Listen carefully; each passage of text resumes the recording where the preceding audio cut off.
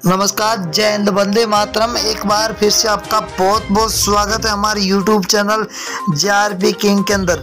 लोकसभा चुनाव का बिगुल बजते ही लोकसभा चुनाव की तारीखों का भी ऐलान हो चुका है और अब आपको यह भी बता दें कि लोकसभा चुनाव की तैयारियां भी जोरों तौरों पर शुरू कर दी गई है।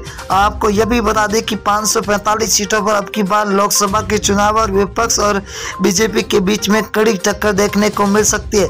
ऐसा लग रहा है कि अब की बार विपक्ष बीजेपी को कड़ी टक्कर देने के लिए तैयार हो चुका है। अगर बात करें 545 सीटों की तो सी वोटर सर्वे, फलूदी सट्टा बाजार, ABP न्यूज सर्वे की बात करें तो अब की बार लोकसभा के अंदर किसकी सरकार बनती नजर आ रही है, तो हम आपके बीच में लेकर हाजिर हुए सबसे बड़ा ओपिनियन पोल सर्वे जो हम आपके बीच में लेकर हाजिर हुए। चुनाव से पहले सबसे बड़ा ओपिनियन पोल सर्वे जारी हो चुका है। 545 सीटों का सबसे बड़ा राज्य है कर्नाटक, जहां पर बीजेपी को 8 सीटें मिलती हुई दिखाई दे रही है, तो कांग्रेस को 15 सीट, वही JDS को 5 और BSP को 0, तो कुल 28 सीटें। अगर कश्मीर की बात करें तो कुल 6 सीटें, जहां बीजेपी को 1, INC को 3, PDP को 2 और NC को 0 यहाँ पर सीटें मिलती हुई दिखाई दे रही है। ये सीटों का रुझान 2023 का है और बहुत ही बड़ा रुझान निकल के आ चुका है। हरियाणा की बात करें तो हरियाणा राज्य के अंदर कुल 10 लोकसभा सीटें, जहां पर बीजेपी को 4, कांग्रेस को 5, JJP को 0, तो आम आदमी पार्टी को यहाँ पर 1 सीट मिलती हुई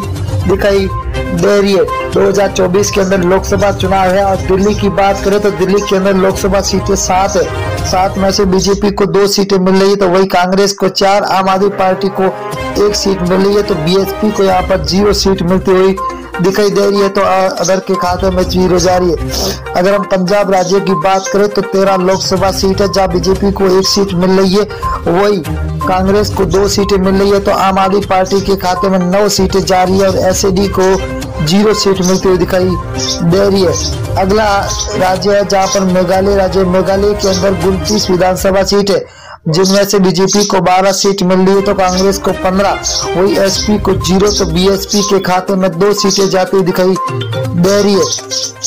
अगला राज्य झारखंड, झारखंड की बात करें दोस्तों तो यहाँ पर 19 लोकसभा सीटें, जहाँ बीजेपी को 6 मिल रही है, तो वही कांग्रेस के खाते में 8 सीटें जा रही है, तो JMM के खाते में 5 सीटें जा रही है, तो RJD के खाते में 0 सीट मिलती हुई दिखाई दे रही है। आंध्र प्रदेश राज्य की बात करें तो यहाँ पर लोकसभा सीटें 25 है।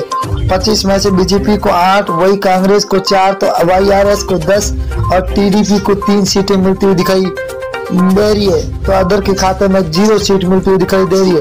उड़ीसा की बात करें तो उड़ीसा के अंदर लोकसभा सीटें 21 है। 21 में से बीजेपी को 6 सीट, वही कांग्रेस को 9, BJD को 6 सीट और NC को 0 सीट मिलती हुई दिखाई दे रही है। बहुत ही तगड़ा महाओपिनियन पोल निकल के आ चुका है। तमिलनाडु की बात करें तो यहाँ पर कुल 39 लोकसभा सीट है, जहाँ बीजेपी को 4, तो कांग्रेस को 5, DMK को 15, ALA को 15 सीटें मिलती हुई दिखाई दे रही है, तो 0 खाते में जा रही है अदर के। अगर अब बिहार राज्य की बात करें तो कुल 40 लोकसभा सीट है, जहाँ बीजेपी को 12 सीट मिल रही है, तो वही कांग्रेस को 5 सीट, RJD को 15, तो JDU को 8 सीटें मिलती हुई दिखाई दे रही है, तो अदर के खाते में 0 सीट मिलती हुई दिखाई दे रही है। अगला है राजस्थान, राजस्थान के अंदर कुल लोकसभा सीट है 25 में से बीजेपी को 10 सीट है, तो कांग्रेस को 14 सीट, वही RLP के खाते में 1 सीट जा रही है, तो आम आदमी पार्टी को यहाँ पर 0 सीट पर संतोष होना पड़ रहा है, तो अंदर खाते में 0 सीट। उत्तर प्रदेश की बात करें तो कुल 80 विधानसभा सीटें है, जहाँ बीजेपी को 32, वही कांग्रेस के खाते में 14, SPA के खाते में 27, BSP को 2 सीटें, वही अदर के खाते में 5 सीटें जाती हुई दिखाई दे रही है।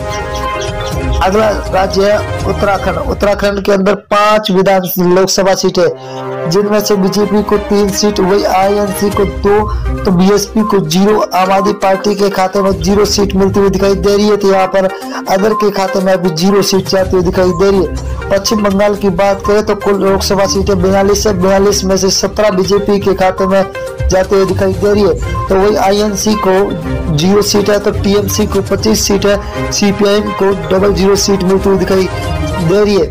आंध्र प्रदेश की बात करें तो आंध्र प्रदेश के अंदर लोकसभा सीटें 2 है, जहां पर बीजेपी को 1 सीट मिल रही है, तो यहाँ पर कांग्रेस के खाते में 1, SP को 0, तो BSP के खाते में भी 0 सीट जाती हुई दिखाई दे रही है, तो अदर के खाते में 0। अगर हम मेघालय की बात करें तो मेघालय के अंदर लोकसभा सीटें 2 है। 2 में से बीजेपी के खाते में 0 सीट, 1 सीट जा रही है तो वही कांग्रेस को 1 सीट मिल रही है। तो एसपी को 0 तो बीएसपी के खाते में भी 0 सीट जाती हुई दिखाई दे रही है।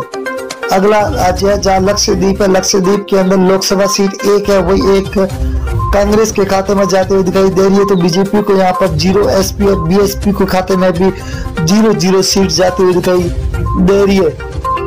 अगला राज्य है महाराष्ट्र। महाराष्ट्र के अंदर 48 विधान लोकसभा सीटें है जहाँ बीजेपी को 15, कांग्रेस के खाते में 14, तो एसएचएस को 10 और एनसीपी को 8 सीटें मिलती दिखाई दे रही है। तो अदर के खाते में 0 सीट जाती हुई दिखाई दे रही है। छत्तीसगढ़ राज्य की बात करें तो यहाँ पर लोकसभा सीटें 11 में से बीजेपी को 6 सीट मिल रही है। तो आईएनसी के खाते में 5, आम आदमी पार्टी को 0, बीएसपी को यहाँ पर 0 सीट मिल रही है। तो अदर के खाते में भी 0 सीट जाती हुई दिखाई दे रही है। तेलंगाना की बात करें तो कुल 17 लोकसभा सीटें जहाँ बीजेपी को 3 सीट, वही कांग्रेस को 5, तो टीआरएस को 7, एआईएम को 2 सीटें मिलती हुई दिखाई दे रही है। बहुत ही बड़ा तगड़ा झटका लगता हुआ दिखाई दे रहा है आपकी बात। अगर केरल की बात करें तो केरल के अंदर 20 विधान लोकसभा सीटें जहाँ बीजेपी को 1 सीट मिल रही है, तो कांग्रेस को 10 सीटें, वही एलडीएफ को 9 सीटें मिल रही है। तो यूडीएफ को 0 सीट मिलती हुई दिखाई दे रही है। तो अदर के खाते में 0 सीट जाती हुई दिखाई दे रही है। असम राज्य की बात करें तो कुल 14 सीट है जहाँ बीजेपी को 7, को